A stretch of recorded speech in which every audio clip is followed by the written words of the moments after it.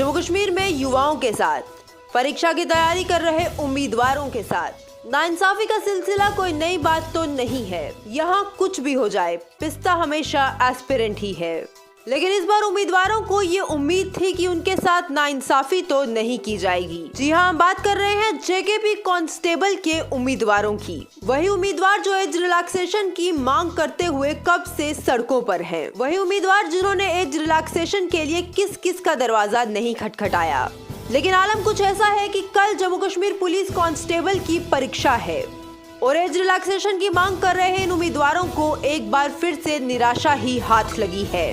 इन उम्मीदवारों की सिर्फ इतनी सी मांग थी कि सिर्फ इस बार के लिए इन्हें 3 साल की एज रिलैक्सेशन दी जाए।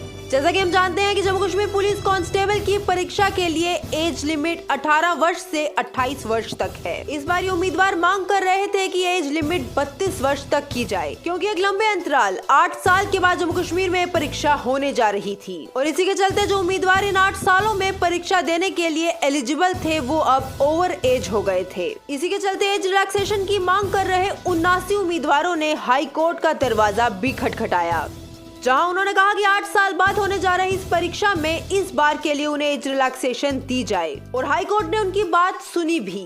बीते कल यानी 29 नवंबर को हाई कोर्ट ने एक आदेश जारी किया जिसमें एज रिलैक्सेशन की इस मांग को सही माना गया और एज रिलैक्सेशन दी भी गई। लेकिन ये एज रिलैक्सेशन सिर्फ उन्हीं 79 पिटिशनर्स को दी गई जिन्होंने हाई कोर्ट का दरवाजा खटखटाया था। हाई कोर्ट के आदेश के मुताबिक जेकेएसएसबी इन 79 उम्मीदवारों को परीक्षा में बैठने दे। लेकिन इस समय उन बाकी उम्मीदवारों की क्या गलती जो कब से सड़कों पर हैं? आखिर उन्हें एज रिलैक्सेशन क्यों नहीं दी गई? कल यानी 1 दिसंबर, 8 दिसंबर और 22 दिसंबर इन 3 दिनों जम्मू कश्मीर में जेकेपी कांस्टेबल के लिए परीक्षा होने जा रही है।